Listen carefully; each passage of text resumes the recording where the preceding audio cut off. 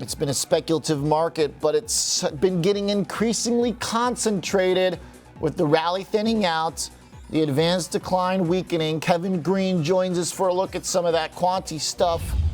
KG, so we start off this morning without much action. Do you think today we could get some, or does this market have Powell in its pocket?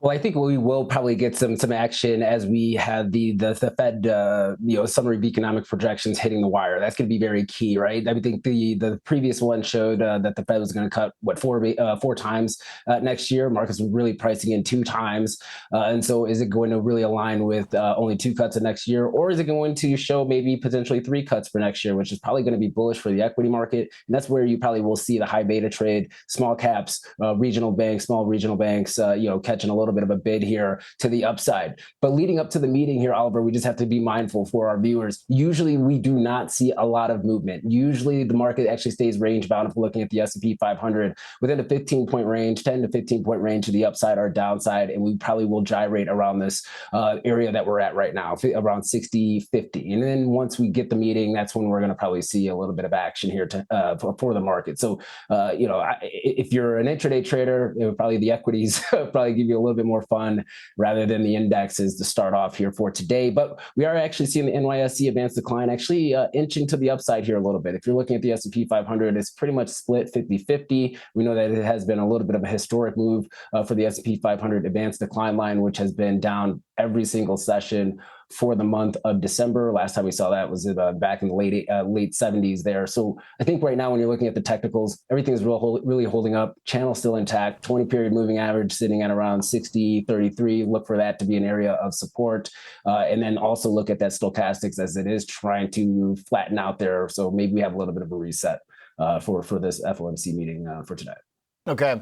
The advanced decline there, to Katie's point, the kind of correction in breadth, her framing of it I thought was really good there, because we have had a pretty good amount of internal churn where you could see maybe some of that stuff bouncing back if it likes what it hears from Jerome Powell, because on the top level, it's all kind of quiet, range bound.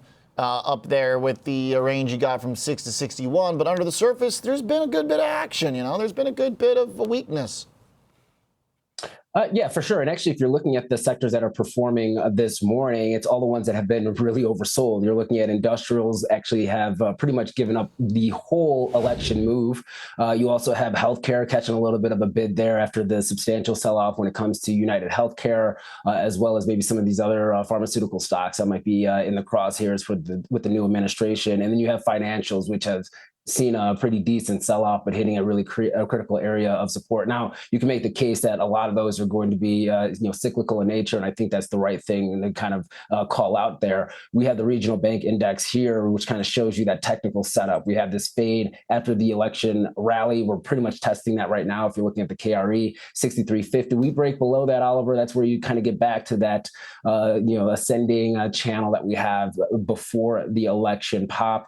That would not be good when it comes to the small caps. When you're looking at regional banks, they are a major driver for the earnings power and potential for the Russell 2000. So you want to see that actually being able to hold up here. But I think if you once again get more, I think we're going to have dovish commentary. And I think it's going to be in the eyes of the beholder when it comes to the Chairman Powell. If he's saying, hey, we're going to kind of slow it down here a little bit because everything's great, and I'm using great very lightly here, right? But everything looks like it's holding up.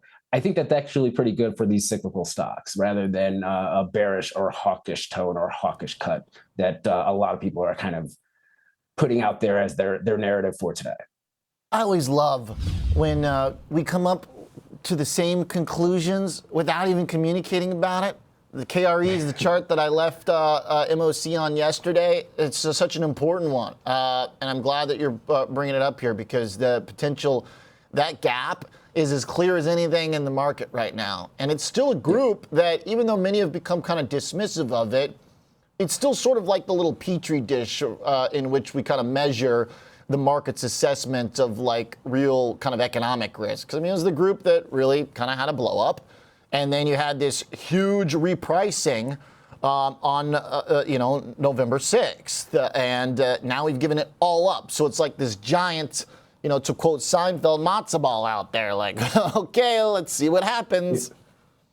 Yeah, and when you're looking at it, I mean, regionals are actually still trading relatively cheap when you're looking at a price to book, which is really how a lot of investors within the banking sector kind of price out a lot of these banks. They really don't look at a forward multiple as much because those can be very distorted. So you want to look at what the tangible assets are on the book compared to the price of the stock.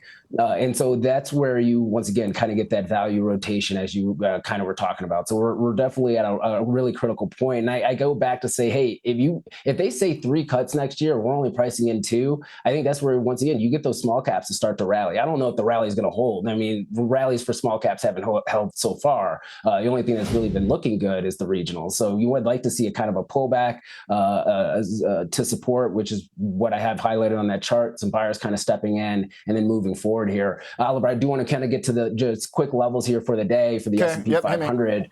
Yep. Lower end 60-30 on an intraday basis. You want to be able to hold that.